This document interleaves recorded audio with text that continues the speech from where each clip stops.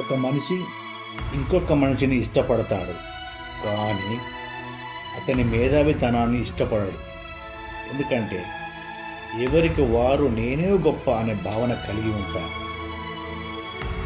నచ్చని మనిషి గురించి మాట్లాడకండి, ఇష్టం లేని వ్యక్తిని తలవకండి, మనల్ని చులకన చేసే మనుషుల్ని అస్సలు పట్టించుకోకండి.